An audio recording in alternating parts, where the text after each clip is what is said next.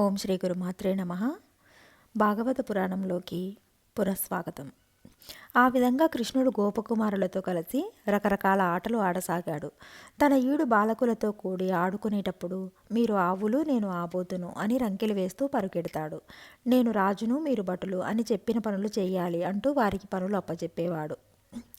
నేను దొంగను, మీరు ఇంటివారు, మీరిప్పుడు నిద్రపోవాలి అని చెప్పి వాళ్ళు కళ్ళు మూసుకోగానే వాళ్ళ సొమ్ములన్నీ తీసుకొని పోయి దాక్కుంటాడు. నేను సూత్రధారిని, మీరందరూ వేషధారులు అని నానా విధాలుగా ఆడిస్తాడు. సందుగొందులలో దాగుడు మూతలు ఆడుతాడు, ఉయ్యాలలూగుతాడు, బంతులాట ఆడుతాడు. జారుల వలె దొంగల వేషాలు వేసుకొని వివిధ చేష్టల మురిపిస్తూ రకరకాల క్రీడా విన్యాసాలను ప్రదర్శిస్తాడు. కొడుకులలో పరమోత్తముడైన ఆ కృష్ణుడు బాల్యదశను నటిస్తూ లీలలు చేస్తూ ఉంటే ఆ అల్లరి చేష్టలు అంతుపట్టలేని విధంగా ఉండేవి. దొంగవలే అల్లరి పెడుతున్న ఆ చిన్ని కృష్ణుని ఆగడాలకు గోపకాంతల సహనం నశించిపోగా వారంతా యశోద వద్దకు వచ్చి ఇలా చెప్పనారంభించారు.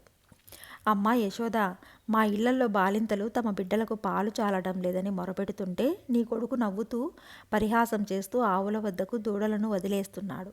ఓయమ్మా, నీ కొడుకు మా ఇంటికి వచ్చి కడవలలో ఉన్న మంచి కాగిన పాలు తన తోటి పిల్లలకు పోసి తాగించి అంతటితో ఆగక మిగిలిన పాల కడవలను పగలగొట్టాడు. అసలు ఆ కుర్రవాడికి అదుపు ఆజ్ఞ అంటూ ఏమైనా ఉందా లేదా? తల్లి, మా ఇళ్లల్లో పాలు తాగడానికి కనిపించకపోతే కోపంతో పసిబిడ్డలను కాళ్ళతో తొక్కి చిమ్ముకుంటూ వచ్చాడు. చిన్నపిల్లలు వాళ్ళు గుక్క పెట్టి ఏడుస్తున్నారు. యశోదమ్మ, నీ కొడుకులాంటి బిడ్డడు ఇంకెవ్వరికీ పుట్టడు. ఈ చిన్ని వయస్సులోనే దొంగతనాలు ఆరంభించాడు. ఈ రోజున దొంగతనం చేయడం కోసం మా ఇంట్లో ప్రవేశించాడు. ఉట్టి అందలేదు వాడికి. ఒక రోలు, దానిమీద కొన్ని పీటలు దొంతిగా పెట్టి దాని మీదకు ఎక్కాడు. అప్పటికీ కడవలోని పాలు అందలేదు వాడికి. ఆ కడవ కింద పెద్దదిగా కన్నం పెట్టి అందులోంచి కారే మీగడ పాలు దోసిలితో పట్టుకుని తాగాడు. ఇంత చిన్న పొట్టలో అలాంటి పిల్లాడిని ఎలా మోసికన్నావమ్మా? అమ్మా, నీ కొడుకు ఆడుకోవడానికి వెళ్ళినట్లుగా వెళ్ళి భయం లేకుండా ఇదిగో వీళ్ళింట్లోనే పెరుగు తాగేసి ఒక్క పిసరు ఆ కోడలు మూతికి రాసి వెళ్ళాడు. ఆ కోడలే పెరుగు తాగేస్తున్నదని అత్తగారు కోడల్ని కొట్టింది. చూడమ్మా, వాళ్ళింట్లో ప్రవేశించి కుండలలో నిండుగా ఉన్న నేతిని తాగి చివరికి ఆ కడవలు తెచ్చి వీళ్ళింట్లో పెట్టాడు. అప్పుడు వాళ్ళకి వీళ్ళకి ఎంత పోట్లాట అయ్యిందో తెలుసా? ఇలాంటి తగవులు తెస్తున్నాడు. అమ్మా, దేవతల ప్రతిమల బొమ్మలు వేసి ఉన్న గోడను చూసి నాకంటే దేవుడు ఇంకొకడు ఎక్కడున్నాడు అంటూ పకపకా నవ్వి ఆ గోడను ఎంగిలి చేశాడు. ఇదిగో యశోదమ్మ, బాగానే నవ్వుతున్నావు కానీ ఇంకొకటి విను. మా ఇంటికి వచ్చి వెన్నను దొంగిలించి తింటుంటే మా చిన్నది మెల్లగా వెళ్ళి వాడిని పట్టుకుంది. అప్పుడు వాడేం చేశాడు తెలుసా? గట్టిగా పట్టుకొని గీరేసి పారిపోయాడు. మొహం ఇంత చేసి చూస్తున్నావు కానీ ఇవి పసివాడి చేష్టలేనా చెప్పు? అమ్మా, ఈ ఇల్లాలు తన ఇంటి వాకిట్లో తిరుగుతూ వాడిని పిలిచి నీ పేరేమిటి బాబు అని అడిగితే వాడు చేసిన పనేమిటో తెలుసా? దాని పెదవిని కరిచి పరిగెత్తిపోయాడు. చూడమ్మా, నీ ముద్దుల కుర్రాడు పసివాడంటే ఎలా నమ్మేది? తన చేతి బంతి ఎగిరి మా ఇంట్లో పడిందని యోగ్యుడిలాగా మా పెరట్లోకి వచ్చాడు. అప్పుడు మా చిన్నది ఇంటి వెనుక స్నానం చేస్తూ ఉంది. మీ సుపుత్రుడు మా అమ్మాయి చీర కాస్త తీసుకుపోయాడు. ఇదేమైనా బాగుందా? ఓ యశోదమ్మ తల్లి, ఈ చెలువను చూసి మీ కుర్రవాడు నిన్ను దొంగతనంగా తీసుకుపోతాను, నాతో కూడా వచ్చేస్తావా అని అడిగాడట. ఇటువంటి వింత ఎక్కడన్నా ఉంటుందా? ఓయమ్మా, ఈ మాట విను. కొడుకులు లేరని ఒక ఆవిడ బాధపడుతుంటే నన్ను మగనిగా చేసుకుంటే నీకు కొడుకులు కలుగుతారు అంటూ మీదకు వచ్చాడు. ఇటువంటివి పసిబిడ్డలు చేసే పనులేనా? ఓ యశోదమ్మ, నీ కుమారుడు ఈ ఇల్లాలిపై పడబోగా నేను గర్భవతిని దూరంగా ఉండమని చెప్పినందుకు నీకు జూలు ఎలా కలిగింది చెప్పమని అడిగాడు. ఎవరైనా దానికి సమాధానం ఇది అని చెప్తారా? నీ కొడుకు మా ఇంటి మగవారు బయటికి పోగా చూసి మా ఇంటికి వచ్చి రహస్యం చెప్తానని పిలిచి నన్ను కలియవచ్చేదవా అని అడిగాడు. మునుపు ఎప్పుడైనా ఇలాంటి శిశువు ఉన్నాడని విన్నామా? ఓ యశోద, నా బిడ్డ హాయిగా నిద్రిస్తుంటే నా బిడ్డ జుట్టును మా లేగదూడ తోకతో వినోదంగా కట్టి వీధుల్లోనికి నీ కుమారుడు ఆ లేగను తోలాడు. ఎంత రాజబిడ్డడైతే మాత్రం ఇంత అల్లరి తగునా? నా కొడుకు పొట్ట నిండుగా బానెడు వెన్న పెట్టాడు మీ వాడు. వాడికి ఇప్పుడు ఊపిరి ఆడటం లేదు. వాణ్ణి ఇప్పుడు నీకు చూపిస్తాను. వాడికి ఏమైనా అయితే నువ్వే కర్తవు సుమా. అమ్మా, నీ కొడుకు ఒక ఆవిడ నిద్రపోతుంటే విషపూరితమైన తేలును కరిపించగా ఆ అమ్మాయి భయంతో బాధతో కేకలు పెడుతుంటే పకపకా నవ్వాడు. ఇదేమైనా బాగుందా తల్లి? ఓ యశోదమ్మ, ఏకాంతంలో ఉన్న నా కొడుకు కోడలు కోడలి మీద ఒక పామును తెచ్చి విసిరేశాడు నీ కొడుకు. దానిని చూసి బెదిరివారు వీడిన కోకలు సైతం కట్టుకోకుండా పరిగెత్తగా కేకలు పెడుతున్నాడు మీవాడు. ఇవి మంచి లక్షణాలేనా చెప్పు తల్లి. అమ్మా, ఒక గోపిక పెరుగు చిలికి వెన్న తీస్తూ వంగి ఉండగా వెనుక తట్టిగా చేరి కూడని పనులు చేయసాగాడు. ఇట్టి పనులు చేయకుండా వాడిని చక్కదిద్దరాదా తల్లి. ఓ యశోదమ్మ, మీ పిల్లవాడు వస్తాడనే మా వీధిలో ఉన్న ఆడవాళ్ళందరము గుమికూడి ఇళ్లకు తాళాలు వేసి వాకిళ్లలో కనిపెట్టి ఉన్నాము. మాకెవరికీ కనిపించకుండా ఏ సమయంలో వచ్చాడో తలుపులు తాళాలు వేసినవి వేసినట్టే ఉన్నాయి. నీ కొడుకు ఒక ఇంటిలో పాటలు పాడుతున్నాడు, ఒక ఇంటిలో ఆడుతున్నాడు, ఒక ఇంటిలో పకపక నవ్వుతున్నాడు, ఒక చోట తిడుతున్నాడు, ఇంకొక చోట వెక్కిరిస్తున్నాడు, మరో ఇంట్లో నుంచి జంతువులు అరుపులు పక్షులు కూతలు కూస్తూ ఉన్నాడు. ఇలా చేసి చేసి ఆ పిమ్మట ఎక్కడి నుండి వెళ్ళిపోతాడో కనపడడు. తలుపులు తీసి చూస్తే కడవలలో పాలు పెరుగు అయిపోయి ఖాళీ కడవలు మాత్రం ఉంటాయి. యశోదమ్మ, సంపద అధికంగా ఉంటే కడుపు నిండా తినవచ్చు, ఒంటి నిండా కట్టుకోవచ్చు, నగలు పెట్టుకోవచ్చు. అంతేకాని తమ కొడుకులను ఇలా పేదవారి ఇళ్ల మీదకి పంపి నవ్వుతూ చూస్తారా? ఓ యశోద, నీ కొడుకు మా ఇళ్లల్లో పాలు కానీ పెరుగు కానీ ఉండనీయటం లేదు. మా అన్నగారైన నందప్రభువు గారి ఆవుల సాక్షిగా మేము ఎక్కడికైనా పోతాము, కానీ ఇక్కడే ఉంటూ మనలేము తల్లి. మాకు వేరే దారి తోచడం లేదు అని ఈ విధంగా అనేక విధాల బాలకృష్ణుడు చేసే వేడుకలు తమకు చేసే మహాప్రసాదాలని తెలుసుకోలేక అభియోగాలను మోపుతున్న గోపికలతో యశోదాదేవి ఇలా అంది. ఓ గోపికలారా, ఎక్కడికి వెళ్లకుండా నా వద్దనే కూర్చొని పాలు తాగుతూ ఉంటాడు మా కన్నయ్య. నన్ను విడిచిపోనే పోడు. పొరుగింట్లకు పోయే మార్గమైనా ఎరుగడే. ఇలాంటి పసిబిడ్డని పట్టుకొని అల్లరి చేయడం మీకు తగునా? ఇదేమైనా బాగుందా? మా బిడ్డడికి ఏమీ తెలియదు. ఏదో తనలో తాను ఆడుకుంటూ ఉంటాడు. మా వాడెంతో మంచివాడమ్మా. మీరంతా సద్గుణవతులు. నా బిడ్డపైన నిందలు మోపకండి. మిమ్మల్ని వేడుకుంటున్నాను అని ఈ విధంగా యశోదాదేవి ఆ గోపికలను సమాధానపరిచి పంపించిందే కానీ కొడుకును మాత్రం మందలించలేకపోయింది. ఈ కృష్ణుని రమణీయ చేష్టలన్నీ ఆధ్యాత్మిక భావగర్భితాలు. వేదాంత రహస్యాలను తన క్రీడారూపంగా చూపించాడు. మానసాలను హరించేవాడైన ఆ నల్లనయ్య నవనీత చోరునిగా ప్రసిద్ధిని పొందాడు. నవనీతము శబ్దానికి అర్థం నవ అంటే కొత్తగా, నీతము అంటే తీసుకురాబడినది. కొత్తగా తీసుకురాబడిన కర్మల ఫలాన్ని ఎప్పటికప్పుడు హరించి వేయడమే ఈ నవనీత చోరత్వానికి అర్థం. ఎప్పుడైతే వాసనలు అన్నీ హరించి వేయబడతాయో అప్పుడే మనోబుద్ధులు తత్వ విచారణకు సిద్ధమవుతాయి.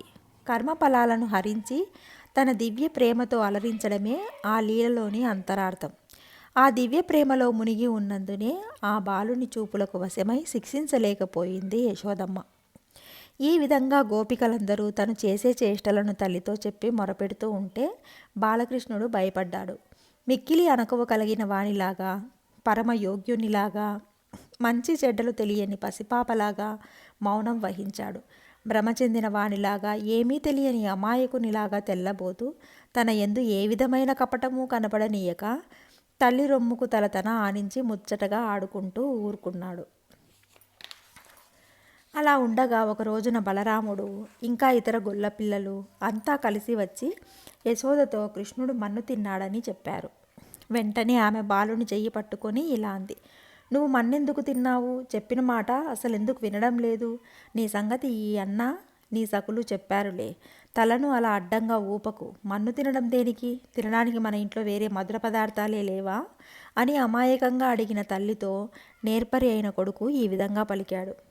అమ్మా, మన్ను తినడానికి నేనేమైనా పసిబిడ్డనా? లేక మిక్కిలి ఆకలితో ఉన్నానా? లేకపోతే నేనేమైనా వెర్రివాడినా? వీళ్ళ మాటలు నమ్మకమ్మా. నన్ను నీ చేత కొట్టించాలని వీళ్ళిలా నా మీద లేనిపోనివి కల్పించి చెప్తున్నారు. నే చెప్పింది తప్పో ఒప్పో నా నోరు వాసన చూడు. నేను చెప్పింది తప్పైతే అప్పుడు నన్ను దండించవచ్చు అని తన మీద ప్రేమ పుట్టేటట్లు మాట్లాడి తల్లి యశోదాదేవిని శాంతింపజేసి లీలా మానుష విగ్రహుడైన ఆ కృష్ణుడు తన నోరు తెరిచి చూపించాడు. అంతటా యశోదాదేవికి ఆ బాలుని నోటిలో సముద్రాలు, పర్వతాలు, అరణ్యాలు, భూమండలం, అగ్ని, సూర్యుడు, చంద్రుడు, అష్టదిక్పాలకులు మొదలైన వారితో కూడి ఉన్న బ్రహ్మాండం మొత్తం కనిపించింది. చూసి విభ్రాంతురాలై ఇలా అనుకున్నది. నేను చూస్తున్నది కళ లేక విష్ణుమాయ? వేరే ఏదైనా అర్థం ఉన్న విషయమా? లేక ఇది వాస్తవమా? ఊహించడానికి కూడా వీలు లేకుండా ఉన్నది. నేను యశోదాదేవిని కాదేమో. అసలు ఇది మా ఇల్లేనా? లేక వేరే ప్రదేశమా? చిన్నపిల్లవాడు ఏమిటి, వెలుగులు చిమ్మే బ్రహ్మాండం నోటిలో కనపడడం ఏమిటి? ఆలోచిస్తున్న కొద్దీ ఆశ్చర్యంగా తోస్తుంది. బాలుడైన పక్షంలో ఇతని ముఖంలో ఈ విశ్వమంతా నేరదు. కాబట్టి ఇతడు బాలునిలా కనిపిస్తున్నాడు, కానీ సర్వాత్ముడైన శ్రీ మహావిష్ణువే. ఇది యథార్థం. ఈ విధంగా మనసులో నిశ్చయించుకున్నదై యశోదాదేవి ఈ విధంగా స్తుతించింది. ఏ మహాత్ముని వలన ఈ విశ్వమంతా కనపడి నా బుద్ధి చలించదో ఆ మహాత్ముని, అఖిల లోకాధారుడైన విష్ణువుని నా దుఃఖాలను తొలగిపోయేందుకు ఆశ్రయిస్తున్నాను.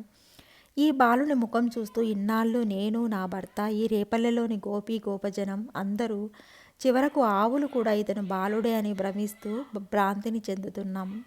కానీ ఇతడు ముల్లోకాలకు ప్రభువైన వాడని తెలుసుకోలేకపోయాము అని ఈ విధంగా తనను పరమేశ్వరుడని భావిస్తున్న యశోదయందు తిరిగి వైష్ణవ మాయను ఆవరింపచేశాడు కృష్ణుడు. ఓ రాజా, అంతట యశోదాదేవి మాయా ప్రభావం వలన మోహంతో తిరిగి సర్వాత్ముడనే మాట మర్చిపోయింది. ఆ కృష్ణుని తన కుమారుడని ఒడిలో కూర్చోబెట్టుకొని కడు వేడుకతో బుజ్జగించసాగింది. అప్పుడు పరీక్షిత్ మహారాజు ఇలా అడిగాడు. మహర్షి, జగత్తుకు అధీశ్వరుడైన భగవంతునికి పాలిచ్చే తల్లిగా పుట్టడానికి యశోదాదేవి ఎన్ని నోములు నోచిందో, శ్రీహరిని పోషించే తండ్రిగా పుట్టడానికి ఆ నందుడు ఏ తపస్సులు ఆచరించాడో, ఆ కథామృతాన్ని పానం చేసిన మీరు మహనీయులు. ప్రగాఢ భక్తితో శ్రీహరిపై కావ్యాలు వ్రాసిన కవులే కైవల్యాన్ని పొందుతారట. అటువంటి పరమాత్మకు తల్లిదండ్రులై పోషించే భాగ్యాన్ని పొందిన మహనీయులు ఏ ఉత్తమ పదాన్ని పొందుతారో అని అడిగిన పరీక్షిత్తుతో సుఖమహర్షి ఇలా అంటున్నారు. ఓ రాజా, అష్టవసువులలో ద్రోణుడనే ఒక మహాపురుషుడు ఉండేవాడు. అతని భార్య పేరు ధర. ఆ దంపతులు బ్రహ్మ కొలువుకు పోయినప్పుడు మీరు భూలోకంలో పుట్టండి అని బ్రహ్మ ఆజ్ఞాపించాడు. మాకు విశ్వనాయకుడైన విష్ణు సేవా భాగ్యం కలిగేటట్లు అనుగ్రహిస్తే మేము భూమిపై జన్మిస్తాము అని అన్నారు. బ్రహ్మ అలాగే అని అనుగ్రహించాడు. అంతటా భూలోకంలో వారిరువురు నంద యశోదలుగా అవతరించారు. విష్ణువు కూడా బ్రహ్మ మాట తప్పకుండా నంద యశోదలకు కుమారుడై వాళ్లను సంతోషపెట్టాడు అని చెప్పి తిరిగి కృష్ణ కథలోకి సుకుడు ప్రవేశించాడు. అంత ఒక రోజున యశోదాదేవి తన ఇంట్లో ఉన్న పరిచారికలందరినీ ఎవరి పనులకు వాళ్ళను పంపించింది. తాను పెరుగు చిలికే స్తంభం దగ్గర కదలకుండా కడవను ఉంచి అందులో మిసిమిగల మీగడ పెరుగు పోసి తాడును కవ్వానికి తగిలించి చిలకడం మొదలుపెట్టింది.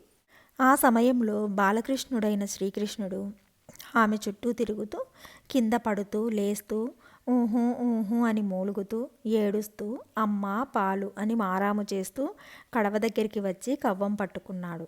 అలా కవ్వం పట్టుకొని తన పనిని ఆపుతున్న చిన్ని కుమారుని చూసి నవ్వుతూ యశోదాదేవి ఎత్తి ఒడిలో పెట్టుకొని అతని జుట్టు దువ్వుతూ పాలివ్వసాగింది.